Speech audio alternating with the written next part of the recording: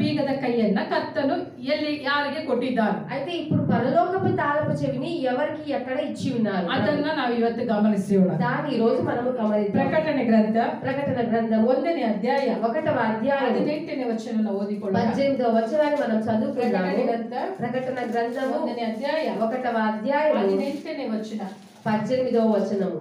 నేను మొదటి వాడను కడపటి వాడను జీవించు వాడను మృతుడనైతిని గాని ఇదిగో యుగ యుగములు సజీవుడనై ఉన్నాను మరియు మరణము యొక్కయు పాతాళ లోకము యొక్కయు తాళపు చెవులు నా స్వాధీనములో ఉన్నవి. ಇಲ್ಲಿ ನಾವು ನೋಡ್ತೇವೆ, ఇక్కడ మనం చూస్తున్నాము ಮರಣದ ಮತ್ತು ಪಾತಾಳದ ಬೀಗದ ಕೈಗಳು మరణం యొక్క మరి పాతాళ లోకం యొక్క తాళపు చెవులు ನನ್ನಲ್ಲಿ ಅವೆ, నా దగ్గర నా స్వాధీనంలో ఉన్నాయి. హల్లెలూయా హల్లెలూయా. ಹೇಳ್ರಿ, చెప్పండి. ಮರಣము యొక్క ಮತ್ತು మరియు ಪಾತಾಳದ ಬೀಗದ ಕೈಗಳು తాళపు చెవులు ಯೇಸು ಹೇಳಿದ್ದಾರೆ, చెప్పి ఉన్నారు, ಅದು ನನ್ನ ಹತ್ರ ಇದೆ, అది నా స్వాధీనంలో ఉన్నాయి. హల్లెలూయా. హల్లెలూయా. ನಮಗೆ ಕೊಟ್ಟಿರುವಂತ ಬೀಗದ ಕೈ ಯಾವುದು? మనకిచ్చినటువంటి తాళపు చెవి ఏది? ಯಾವುದು? ఏది? ಕಟ್ಟುವುದು, బంధించేది, ಬಿಚ್ಚುವುದು. మరి విప్పడమై ఉంటున్నది. ಆಯ್ತಾ? ఆశీర్వాదములను ರಿಲೀಸ್ ಮಾಡುವಂತ రిలీజ్ చేసేటువంటి ಬೀಗದ ಕೈಯನ್ನ తాళపు చెవిని ಆತನು ఆయన ನಮಗೆ ಕೊಟ್ಟಿದ್ದಾನೆ. మనకిచ్చి ఉన్నారు. ಎಲ್ಲ ವರಗಳನ್ನ అన్ని వరములను ಉಪಯೋಗಿಸುವಂತ ఉపయోగించేటువంటి ಬೀಗದ ಕೈಯನ್ನ తాళపు చెవిని ಆತ ನಮಗೆ ಕೊಟ್ಟಿದ್ದಾನೆ. ఆయన మనకిచ్చి ఉన్నారు. ಅದ್ಭುತಗಳನ್ನು ಮಾಡುವಂತ చేసేటువంటి ಪರಲೋಕ ರಾಜ್ಯದ ಬೀಗದ ಕೈಯನ್ನ తాళపు ಆತ చెవిని ನಮಗೆ ಕೊಟ್ಟಿದ್ದಾನೆ. ఆయన మనకిచ్చి ఉన్నారు. ಆದರೆ అయితే ಇಲ್ಲಿ ವಾಕ್ಯದಲ್ಲಿ ನೋಡ್ತೇವೆ, ఇక్కడ వాక్య భాగంలో మనం ಇದು చూస్తున్నాము, ಪರಲೋಕದ ಬೀಗದ ಕೈ. ఇది పరలోకపు తాళపు ಈ చెవి. ಪರಲೋಕದ ಬೀಗದ ಕೈ ఈ పరలోకపు తాళపు చెవి ಯಾರ ಬಳಿಯಲ್ಲಿದೆ ಅಂದ್ರೆ ఎవరి దగ్గర ఉంది? ಯೇಸುವಿನ ಬಳಿಯಲ್ಲಿ ಮಾತ್ರನೇ ಉಂಟು. యేసయ్య దగ్గర మటుకే ఉంటున్నది. ಅದಕ್ಕೆ ಆತನು ಹೇಳ್ತಾನೆ, అందుకే ఆయన అంటున్నాడు, ನಾನೇ ಮೊದಲನೆಯವನು, నేనే మొదటివాడు, ನಾನೇ ಕಡೆಯವನು, నేనే కడపటివాడు, ಜೀವಿಸುವನಾಗಿದ್ದೇನೆ, ఎల్లప్పుడూ జీవించువాడు, ಯುಗಾಂತರಗಳಲ್ಲಿ ಬದುಕುವನಾಗಿದ್ದೇನೆ. యుగ యుగాంతములు సజీవుడనై ఉన్నాను. ಮರಣದ ಮತ್ತು ಪಾತಾಳದ ಬೀಗದ ಕೈಗಳು ನನ್ನಲ್ಲಿದೆ. మరణం యొక్క పాతాళం యొక్క తాళపు చెవులు నా స్వాధీనంలో ఉన్నవి. ಮರಣದ ಮತ್ತು ಪಾತಾಳದ ಬೀಗದ ಕೈ. అయితే మరణము మరి పాతాళం యొక్క తాళపు చెవులు ಯಾಕೆ? ఎందుకు ಯೇಸು ಆತನು ಇಟ್ಟುಕೊಂಡಿದ್ದಾನೆ. యేసయ్యనే పెట్టుకొని ఉంటున్నారు. ಯಾಕೆ ಅಂತಂದ್ರೆ, ఎందుకు అనండి, ಆದಿಯಲ್ಲಿ ನಾವು ನೋಡ್ತೇವೆ, ఆదిలో మనం చూస్తూ ఉన్నాము, ಯಾವಾಗ ఎప్పుడైతే ಆದಾಮ ఆదాము ಪಾಪ ಮಾಡ್ತಾರೋ పాపం చేస్తారు, ಆಗ అప్పుడు ಅವರ ಒಳಗೆ వారి లోపల ಆತ್ಮಿಕ ಮರಣ ఆత్మికమైన సంభవిస్తుంది. ಯಾವಾಗ ಆತ್ಮಿಕ ಮರಣ ఎప్పుడైతే ఆత్మిక మరణం ಅವರೊಳಗೆ ಪ್ರವೇಶ ಮಾಡುತ್ತೋ, వారిలో ప్రవేశిస్తుందో, ಆಗ అప్పుడు ಅವರ ಆತ್ಮದಲ್ಲಿ ಸತ್ತು ಹೋದವರಾಗಿದ್ದಾರೆ. ఆత్మలో మరణించిన వారుగా ఉంటున్నారు. ಆತ್ಮದಲ್ಲಿ ಅವರು ಸತ್ತು ಹೋಗಿದ್ದಾರೆ. ఆత్మలో మరణించి ఉన్నారు. ಹಾಗಾಗಿ అందుని బట్టే ಅಲ್ಲಿಂದ అక్కడ నుండి ಆದಾಮನ ಕಾಲದಿಂದ ఆదాము కాలము నుండి ಯೇಸು ಬರುವವರೆಗೂ యేసయ్య వచ్చేంత వరకు ಎಲ್ಲರೂ ಸಹ అందరూ కూడా ಆತ್ಮದಲ್ಲಿ ఆత్మలో ಮರಣವನ್ನ ಅನುಭವಿಸಿದ್ರು. మరణాన్ని అనుభవించారు. ಆದರೆ అయితే ಯೇಸು ಕ್ರಿಸ್ತನು యేసయ్య ಈ ಲೋಕಕ್ಕೆ ಬಂದ, ఈ లోకానికి ಈ వచ్చారు. ಲೋಕದಲ್ಲಿ ಬಂದು ఈ లోకానికి వచ్చి ಆತನು ఆయన ಎಲ್ಲರ ಪಾಪಗಳಿಗೋಸ್ಕರವಾಗಿ అందరి పాపముల నిమిత్తము ತನ್ನನ್ನು ಸಮರ್ಪಿಸಿಕೊಂಡ. తను సమర్పించుకున్నాడు. ಕಲ್ವಾರಿ ಶಿಲುಬೆಯಲ್ಲಿ కల్వారి శిలువలో ధర్మశాస్త్రం ಏನನ್ನ ಎದುರು ನೋಡಿತು, నేనైతే ఎదురు ಅದೆಲ್ಲವನ್ನ వాటన్ని ಶಿಲುಬೆಯಲ್ಲಿ శిలువలో ಆತ ನೆರವೇರಿಸಿದ. ఆయన నెరవేర్చాడు. ನಾನು ನೀನು ನಿಲ್ಲಬೇಕಾದ ಸ್ಥಳದಲ್ಲಿ, నిలబడవలసిన స్థలంలో ನಾನು ನೀನು అపరాధియాగి ಅಪರಾಧಿಯಾಗಿ ನಿಲ್ಲಬೇಕಾದ ಸ್ಥಳದಲ್ಲಿ నిలబడవలసిన ಕ್ರಿಸ್ತನು ಶಿಲುಬೆಯಲ್ಲಿ శిలువలో ಅಪರಾಧಿಯಾಗಿ ನಿಂತುಕೊಳ್ಳುತ್ತಾ ಇದ್ದಾನೆ. అపరాధిగా ఆయన నిలబడుతూ ఉన్నారు. ಹಲ್ಲೆಲೂಯಾ. ಆತನ ಅಪರಾಧಿಯಾಗಿ ನಿಂತುಕೊಂಡು ఆయన అపరాధిగా నిలబడి ಆತನು ಏನ್ ಮಾಡ್ತಿದ್ದಾನೆ? ఆయన ఏం చేస్తున్నారు? ತನ್ನನ್ನೇ ಸಮರ್ಪಿಸಿಕೊಳ್ತಾ ಇದ್ದಾನೆ. తన్నే సమర్పించుకుంటున్నారు. ಶಿಲುಬೆಯಲ್ಲಿ శిలువలో ಎಲ್ಲವನ್ನ అన్నిటిని ನನಗಾಗಿ నా కొరకు ನಿನಗೋಸ್ಕರವಾಗಿ సమర్పించుకున్న ಕೊನೆಯದಾಗಿ ತನ್ನ ಎಲ್ಲ ರಕ್ತವನ್ನ ಸುರಿಸಿ తన రక్తమంతా చిందించి ಸಭೆಗೆ ದಾರ ಎರೆದು సంఘానికి దార పోసి ಸಭೆ ಮರಣದಲ್ಲಿ ಇತ್ತು, సగము మరణములో ಆ ఉండేది. ಮರಣದಿಂದ ఆ మరణము ಸಭೆಯನ್ನು ಬಿಡುಗಡೆ ಮಾಡ್ಲಿಕ್ಕೋಸ್ಕರವಾಗಿ సంఘమును విడుదల ತನ್ನ చేయడానికి ಸ್ವಂತ ಪ್ರಾಣವನ್ನೇ తన సొంత ಆತ ప్రాణాన్ని ನಮಗಾಗಿ ಈಡು ಕೊಟ್ಟನು. ఆయన మన కొరకు ఇచ్చేశారు. ಹಲ್ಲೆಲೂಯಾ.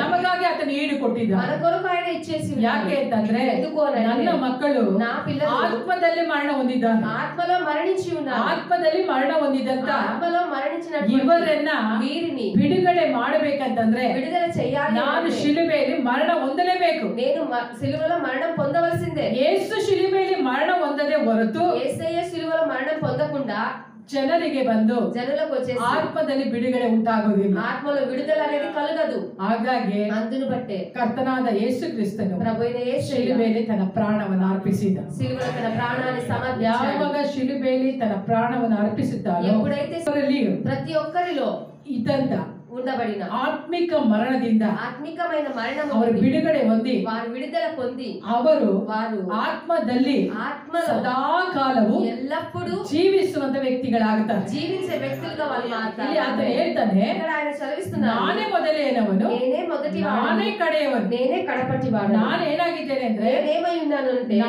నేను ಸತ್ತವನಾದೆನು, మృతుడనైతిని, ಆದರೆ అయితే ಈಗಲೂ ఇప్పుడైతే ಬದುಕುವನಾಗಿಯೇ ಇದ್ದೇನೆ. యుగయుగములు సజీవుడనై ఉంటున్నాను. హల్లెలూయా. హల్లెలూయా. ಒಂದು ದಿನ ఒక రోజు ನಾನು ನೀನು నువ్వు ಆತ್ಮದಲ್ಲಿ ఆత్మలో ಮರಣವನ್ನು ಅನುಭವಿಸಿದ್ದೇವೆ. మరణమును అనుభవించాము. ಆದರೆ అయితే ಕ್ರಿಸ್ತ ಯೇಸುವಿನ ಮುಖಾಂತರವಾಗಿ క్రీస్తు యేసు ద్వారా ಇವತ್ತು ಆ ಜೀವವನ್ನು ಹೊಂದಿ ఈ రోజు జీవాన్ని పొందుకొని ಆ ಜೀವನ ಒಳಗಿರುವಂತ ఆ జీవ మనలో ఉన్నందువల్ల ನಾವು ಸಹ మనం కూడా ಯುಗಾಂತರವರೆಗೂ యుగాంతరముల వరకు ಕ್ರಿಸ್ತನೊಂದಿಗೆ క్రీస్తుతో పాటు ನಾವು ಬಾಳುವರಾಗಿದ್ದೇವೆ. జీవించేవారుగా మనం ఉంటున్నాము. హల్లెలూయా. హల్లెలూయా. ನೋಡ್ರಿ, చూడండి, ಶರೀರಕ್ಕೆ ಮರಣ ಇದೆ, శరీరానికి మరణం ಆದ್ರೆ అనేది ಆತ್ಮಕ್ಕೆ ಮರಣ ಎಂಬುವಂತದ್ದೇ ಇಲ್ಲ. అయితే ఆత్మకు మరణం అనేది ಆತ್ಮಕ್ಕೆ లేదు. ఆత్మానికి ಕರ್ತನಾದ ಯೇಸು ಕ್ರಿಸ್ತನು ప్రభు యేసయ్య ಶಿಲುಬೆಯಲ್ಲಿ సిలువలో ತನ್ನ ಪ್ರಾಣವನ್ನು ಅರ್ಪಿಸಿದ್ದಾನೆ. తన ప్రాణమును సమర్పించి ಆತನು ఆయన ಆತ್ಮಕ್ಕೆ ಬೇಕಾದಂತ ఆత్మకు కావలసిన ವಿಮೋಚನೆಯನ್ನು ಆತನು ಕೊಟ್ಟು ಬಿಟ್ಟಿದ್ದಾನೆ. విమోచనను ఆయన దయచేసి ఉన్నారు. ಆದಾಮ ಪಾಪ ಮಾಡಿದ್ಮೇಲೆ ఆదాము పాపం చేసిన తర్వాత ಅದೇನಾಗುತ್ತೆ ಅಂತಂದ್ರೆ అదేమవుతుందంటే ಸೈತಾನನ ಕರಗಳಿಗೆ ಹೋಗುತ್ತೆ. సాతాను యొక్క చేతుల్లోనికి వెళ్ళిపోతుంది. ಆಮೇಲೆ ఆ తర్వాత ಪಾತಾಳದ ಶಕ್ತಿ ಕೈ ಕೆಳಗಡೆ ಆ ಬೀಗದ ಕೈ ಇರುತ್ತೆ. ఆ పాతాళపు శక్తుల చేతిలోనికి ఆ తాళపు చెవి అనేది వెళ్ళిపోతుంది. ಯೇಸು ಏನ್ ಮಾಡಿದ್ರು ಅಂದ್ರೆ యేసయ్య ఏం చేశారు ಕಲ್ವಾರಿ అంటే, ಶಿಲುಬೆಯಲ್ಲಿ కల్వారి సిలువలో ಆತನು ఆయన ಪಾತಾಳವನ್ನ ಸಹ పాతాళమును కూడా ಆತನು ಗೆದ್ದನು ಎಂಬುದಾಗಿ ఆయన జయించాడు అని మనం ದೇವರ చూస్తున్నాము. ವಾಕ್ಯದಲ್ಲಿ ನೋಡ್ತೇವೆ. దేవుని వాక్యంలో మనం ಯೇಸು చూస్తున్నాము, యేసయ్య ಶಿಲುಬೆಯಲ್ಲಿ సిలువలో ಸೈತಾನನನ್ನ సాతాను ನಿರಾಯುಧನಾಗಿ ಮಾಡಿದ. నిరాయుధునిగా చేసి ఉన్నాడు. ఆమేన్. ಹಾಗಾದ್ರೆ ಶಿಲುಬೆಯಲ್ಲಿ అయితే సిలువలో ಆತನ ಏನ್ ಮಾಡಿದ ಅಂದ್ರೆ ఆయన ఏం చేశారు అంటే, ಸೈತಾನ ಏನ್ ಮಾಡಿದ, సాతానుడు ఏం చేశాడు, ಆದಾಮನಿಗೆ ದೇವರು ಕೊಟ್ಟಂತ ಒಂದು ಬೀಗ ಇದೆಯಲ್ಲ, ఆదాముకు దేవుడు ఇచ్చినటువంటి తాళపు చెవి ఉంది ಆ కదా, ಬೀಗವನ್ನ ఆ తాళపు చెవిని ಅವನು ಇಟ್ಕೊಂಡಿದ್ದ. ఆయన పట్టుకొని ఉన్నాడు. ಅವನು ಹೇಳ್ತಿದ್ದ, ఆయన అంటుండేవాడు, ಇಗೋ ನಿನ್ನ ಮಕ್ಕಳ ಆಯುಧ ನನ್ನ ಹತ್ರ ಇದೆ, ఇగో నీ పిల్లలకు ఆయుధం నా చేతిలో ఉంది. ಪಾಪ ಮಾಡಿದ್ರೆ పాపం చేస్తే ಅವನು ಮರಣ ಹೊಂದಲೇಬೇಕು. వారు మరణించవలసిందే. ಆ ರೀತಿಯಾಗಿ ಇತ್ತು. ఆ విధంగానే ఉండేది. ಆದ್ರೆ అయితే ಯೇಸು ಏನ್ ಮಾಡಿದ, యేసయ్య ఏం చేశాడు, ಶಿಲುಬೆಯಲ್ಲಿ సిలువలో ಅವನು ತೆಗೆದುಕೊಂಡಂತ వారు తీసుకున్నటువంటి ಎಲ್ಲಾ ಪ್ಲಾನಿಂಗ್ ಗಳನ್ನ అన్ని ప్లాన్లను ನಿರಾಯುಧವನ್ನಾಗಿ ಮಾಡಿ నిరాయుధులుగా చేసి ಅವನ ಕೈಯಲ್ಲಿ ಇರುವಂತ ఆయన ಬೀಗವನ್ನ చేతిలో ఉండబడిన తాళపు ಯೇಸು చెవి ತನ್ನ ಕೈಯಲ್ಲಿ ತೆಗೆದುಕೊಂಡು, యేసయ్య తన చేతిలోనికి తీసుకున్నాడు. ಹಲ್ಲೆಲೂಯಾ. హల్లెలూయా. ಯೇಸು ತನ್ನ ಕೈಯಲ್ಲಿ ತೆಗೆದುಕೊಂಡು, యేసయ్య తన చేతిలోనికి తీసుకున్నాడు. ಆಗ ಏನಾಯ್ತು, అప్పుడు ಯಾವಾಗ ఏమైంది, ಯೇಸು ತನ್ನ ಪ್ರಾಣವನ್ನು ಅರ್ಪಿಸ್ತಾರೋ ఎప్పుడైతే యేసయ్య ప్రాణం సమర్పిస్తారో ಆಗ ಅಲ್ಲಿ ಭೂಕಂಪ ಉಂಟಾಗುತ್ತೆ. అక్కడ భూకంపం కలుగుతుంది. ಸಮಾಧಿಗಳು ತೆರೆಯಲ್ಪಡುತ್ತೆ. సమాధులని తెరవబడతాయి. ಸಮಾಧಿ ತೆರೆಯಲ್ಪಡುವಾಗ సమాధులు తెరవబడినప్పుడు ಅದರ ಒಳಗಿಂದ దాని లోపల నుండి ಅನೇಕರು ಜೀವಂತವಾಗಿ ಎದ್ದೇಳುತ್ತಾರೆ. చాలా మంది జీవితంగా లేపబడతారు. ಇವರು ಯಾರು ಅಂತಂದ್ರೆ ఎవరు అనంటే, ಹಳೆ ಒಡಂಬಡಿಕೆ ಕಾಲದಲ್ಲಿ పాత నిబంధన కాలంలో ಆತ್ಮದಲ್ಲಿ ಮರಣ ಹೊಂದಿದಂತ ವ್ಯಕ್ತಿಗಳಾಗಿದ್ದಾರೆ. ఆత్మలో మరణించిన వ్యక్తులై ఉంటున్నారు. ಆದ್ರೆ ಅವರಿಗೆ ಪುನಃ ಕರ್ತನಾದ ದೇವರ ಜೀವವನ್ನ ಕೊಟ್ಟ. అయితే మళ్ళీ వాళ్ళకు జీవమును ప్రభు ఇచ్చారు. ಯಾಕೆ ಅಂತಂದ್ರೆ ఎందుకు అనంటే, ಅವರು ಆತ್ಮದಲ್ಲಿ ಮರಣಿಸಬಾರದು. వారు ఆత్మలో మరణించ, ಅವರು ಯುಗ ಯುಗಾಂತರದಲ್ಲಿಯೂ ಅವರು వారు ಜೀವಿಸಬೇಕೆಂಬುದಾಗಿ యుగాంతరం కూడా జీవించేవారుగా ఉండాలి అని. ಇವತ್ತು ಸಹ ఈ రోజు కూడా ಯೇಸುವನ್ನ యేసయ్యను ಸ್ವಂತ ರಕ್ಷಕನಾಗಿ సొంత రక్షకునిగా ಅಂಗೀಕಾರ ಮಾಡಿ అంగీకరించి ಯಾರು ಕಲ್ವಾರಿ ಶಿಲುಬೆಯನ್ನ ఎవరు కల్వారి సిలువను ಆತುಕೊಳ್ತಾರೋ, ఆధారపడి ಆ ఉంటారు, ಶಿಲುಬೆ ಕೆಳಗೆ ಯಾರು ಬರ್ತಾರೋ ఆ సిలువ కిందికి ఎవరైతే వస్తారో ಅವರು ಅವರಿಗೆ వారికి ನರಕದ ಕುರಿತಾಗಿ ಭಯವು ಇರುವುದೇ ಇಲ್ಲ. నరకము గురించిన భయం అనేదే ఉండదు. ಹಲ್ಲೆಲೂಯಾ. హల్లెలూయా. ಒಂದು ಸಾರಿ ಹೇಳ್ತೇನೆ, ఇంకొకసారి చెప్తున్నాను, ಕೇಳ್ರಿ.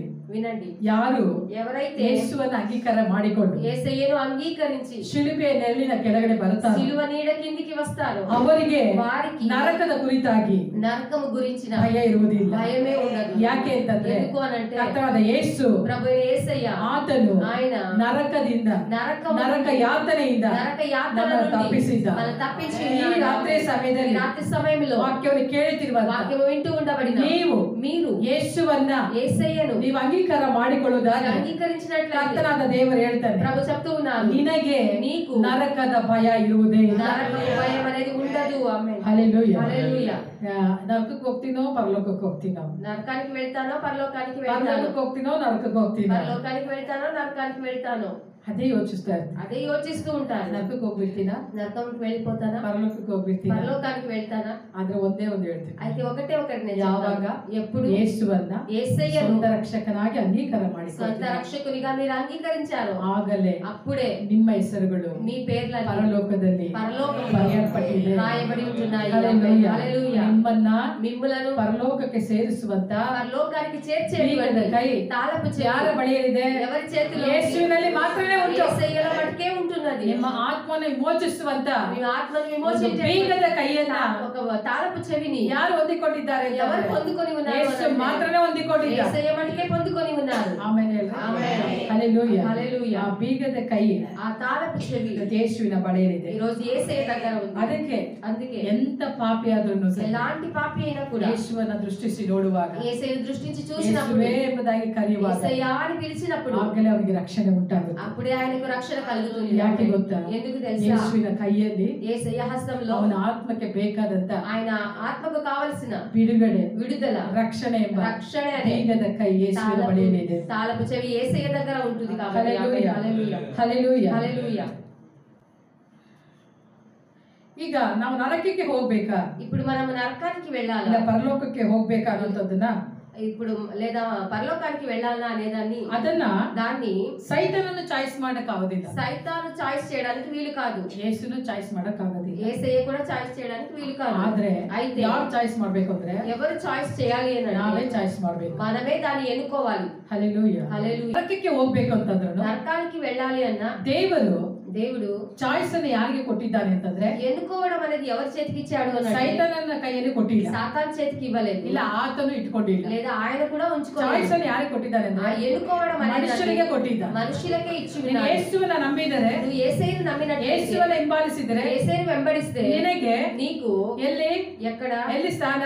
ఎక్కడ స్థానం ఉంటుంది? ಪರಲೋಕದಲ್ಲಿ ಸ್ಥಾನ. పరలోకంలో స్థానం ఉంటుంది. ಇಲ್ಲ ನನಗೆ ಬೇಡ, లేదు నాకు వద్దు, ನನಗೆ ನರಕಕ್ಕೆ ಹೋಗ್ತೇನೆ నేను ಅಂದ್ರೆ నరకానికి వెళ్తాను అని అంటే ಅದನ್ನು ಚಾಯ್ಸ್ ನಿಮ್ಮೊಳಗೆ ಕೊಡಿ. ఆ చాయిస్ కూడా మీ చేతికే ఇచ్చేసారు. ನನಗೆ ನರಕ ಬೇಕಂದ್ರೆ ನರಕ ಕೊಡ್ತಾನೆ. నాకు నరకం కావాలి అని అంటే నరకమే ఇస్తాను. ಯಾರೋ ಹೇಳಿದ್ರು ಈ ರೀತಿ, ಯಾರೋ ಹೇಳಿದ್ರು ಈ ರೀತಿಯಾಗಿ. ఎవరో చెప్పారు ఈ విధంగా. ಅವ್ರು ಏನ್ ಹೇಳಿದ್ರು ಅಂದ್ರೆ, వాళ్ళు ఏమన్నారు అని అంటే, ಅಯ್ಯೋ ನರಕಕ್ಕೆ ಹೋದ್ರೆ ಚೆನ್ನಾಗಿರುತ್ತೆ, అయ్యో నరకానికి వెళ్తేనే బాగుంటుంది, ಮತ್ತೆ ದೇವ್ರು ಅಲ್ಲಿಗೆ ಪರಲೋಕಕ್ಕೆ ಕರ್ಕೊಂಡು ಹೋಗೋ ತನಕ ವೆಯ್ಟ್ ಮಾಡಕ್ ಆಗಲ್ಲ, అయ్యో పరలోకాన్ని తీసుకొని వెళ్ళేంత వరకు నేను వెయిట్ ಇಲ್ಲಿ ನಾನು చేయలేను, ತುಂಬಾ ನರಕ ಅನುಭವಿಸ್ತಿದ್ದೀನಿ, ఇక్కడే నేను చాలా నరకాన్ని అనుభవిస్తూ ಈಗ ఉన్నాను, ತಗೊಂಡೋಗಿ ಅಲ್ಲಿ ಬಿಸಾಕ್ಲಪ್ಪ ನನ್ನನ್ನು, ఇప్పుడే తీసుకొని వెళ్ళి అక్కడ పడవేయని నన్ను, ಆ ರೀತಿಯಾಗಿ ಹೇಳ್ತಾ ಇದ್ದೆ. ఆ విధంగా చెప్తూ ఉండేవారు. ತುಂಬಾ ನಗು ಬಂತು. నాకు చాలా నవ్వు వచ్చేసింది. ಈಗಲೇ ತಗೊಂಡೋಗಿ ಇದಕ್ಕಿಂತ ಯಾತ್ರೆ ಅಲ್ಲಿ ಇರುತ್ತೆ, దీనికన్నా ఎక్కువ యాతన అక్కడ ఉంటుంది, ಅದೇ ಅವ್ರಿಗೆ ಗೊತ್ತಿಲ್ಲ. అయితే వారికి తెలియదు. ಏನ್ ಹೇಳ್ತಿದ್ದಾರೆ ಅಂದ್ರೆ, వారు ఏమంటున్నారు అంటే, ನರಕದಲ್ಲಿ ಬೇಕಾದ್ರೆ ವಾಸ ಮಾಡ್ಬೋದು, నరకంలో అయినా జీవించవచ్చు, ಆದ್ರೆ ಕುಟುಂಬದಲ್ಲಿ ಕೊಡ್ತಾರಲ್ಲ ಟಾರ್ಚರ್, అయితే కుటుంబంలో టార్చర్ ఇస్తారు కదా, ಅದ್ರಲ್ಲಿ ಮಾತ್ರ ನಾನು ಜೀವಿಸಕ್ ಆಗಲ್ಲ. అక్కడ మటుకు నేను జీవించలేను అని అంటున్నారు. ಅಂದ್ರೆ ಕುಟುಂಬ ಬಂದು అయితే కుటుంబం వచ్చేసి ನರಕಕ್ಕಿಂತ ಯಾತ್ರೆ ಇದೆ ಅಂತ ಅಲ್ಲಿಗೆ ಅರ್ಥ. నరకము కన్నా యాతన చాలా ఉంది అనేది అర్థం. ಹಲ್ಲೆಲೂಯಾ. హల్లెలూయా. ಆದ್ರೆ అయితే ಇವತ್ತು ಕರ್ತನೆ ಹೇಳ್ತಾನೆ, ఈ రోజు ప్రభు సెలవిస్తూ ఉన్నారు, ನೀನು ನರಕಕ್ಕೆ ಹೋಗ್ತೀನಿ ಅಂತ నువ్వు నరకానికి వెళ్తాను అని ನೀನು ಅನ್ಕೊಳ್ಬೇಡ. నువ్వు అనుకోవద్దు. ಚಾಯ್ಸ್ ಅನ್ನ ನಾನು ನಿಮ್ ಕೈಯಲ್ಲಿ ಕೊಟ್ಟಿದ್ದೆ. చాయిస్ ను నీ చేతికి నేను ఇచ్చుకున్నాను. ನೀನ್ ಹೇಳ್ಬೇಕು, నువ్వు చెప్పాలి, నేను ಪರಲೋಕಕ್ಕೆ ನಾನು ಹೋಗ್ತೇನೆ. పరలోకానికి నేను వెళ్తాను. ಹೇಳ್ರಿ, ನಾನು చెప్పండి, నేను ಪರಲೋಕಕ್ಕೆ పరలోకానికి ಹೋಗ್ತೇನೆ. వెళ్తాను. ಹಲ್ಲೆಲೂಯಾ. హల్లెలూయా. ಯೇಸುವನ್ನ ನಾವು ಸ್ವಂತ ರಕ್ಷಕನಾಗಿ ಅಂಗೀಕಾರ ಮಾಡುವಂತದ್ದು, యేసయ్యను మనం సొంత రక్షకునిగా అంగీకరించడం అనేది ಅದನ್ನ ಯಾರು ನಮಗೆ ಹೇಳಿಕೊಡ್ಲಿಲ್ಲ. దాన్ని ఎవరు మాకు చెప్పి ఇవ్వలేదు. ನೀವು ಬಂದು ಯೇಸುವನ್ನ ಅಂಗೀಕಾರ ಮಾಡ್ಕೊಳ್ಬೇಕು, మీరు వచ్చేసి యేసయ్యను అంగీకరించుకోవాలి, ಇಲ್ಲ ಅದ್ರ ಮೇಲೆ ವಿಶ್ವಾಸ ಇಡಬೇಕು లేదా ఆయన మీద విశ్వాసం ఉంచాలి ಅಂತ ಯಾರು ಹೇಳ್ಕೊಟ್ಟಿಲ್ಲ. అంటే అని ఎవరు చెప్పి ವಿಶ್ವಾಸನ ಯಾರು ಪ್ರಾಕ್ಟೀಸ್ ಮಾಡ್ಲಿಲ್ಲ. విశ్వాసం ఎవరు ప్రాక్టీస్ చేయలేదు. ನಾನು ಹೇಳುವಂತದ್ದನ್ನ ಅರ್ಥ ಮಾಡ್ಕೊಡ್ರಿ. నేను చెప్పేది అర్థం చేసుకోండి. ಯೇಸುವಿನ ಮೇಲೆ ನಂಬಿಕೆ ಇಡುವಂತದ್ದನ್ನ, యేసయ్య మీద నమ్మకం ఉంచడం, దాన్ని ಯೇಸು ಅದ್ಭುತ ಮಾಡ್ತಾನೆ ಅಂತ యేసయ్య అద్భుతం జరిగిస్తారు అని ಅದರ ಮೇಲೆ ನಂಬಿಕೆ ನಂಬಿಕೆ ಇಡುವುದನ್ನ దాని మీద నమ్మకం ఉంచడం ಯಾರು ಹೇಳಿಕೊಡ್ಲಿಲ್ಲ. ఎవరు చెప్పి ಆ ఇవ్వలేదు. ವಿಶ್ವಾಸವನ್ನ ಯಾರು ಹಾಕ್ಲಿಲ್ಲ. ఆ విశ్వాసం ఎవరు మనలో వేయలేదు. ಆ ಒಂದು ಯೇಸುವಿನ ಮೇಲೆ ನಂಬಿಕೆ ಇಡುವಂತೆ ఆ యేసయ్య మీద నమ్మకం ఉంచే విధంగా ಆ ವಿಶ್ವಾಸವನ್ನ ಯಾರು ಕೊಟ್ಟಿದ್ದಾರೆ ಅಂತಂದ್ರೆ ఎవరు ఇచ్చి ఉన్నారు అని ಯೇಸುವೆ ಕೊಟ್ಟಿದ್ದಾರೆ. యేసయ్యనే ఇచ్చి ఉన్నారు. ಯೇಸು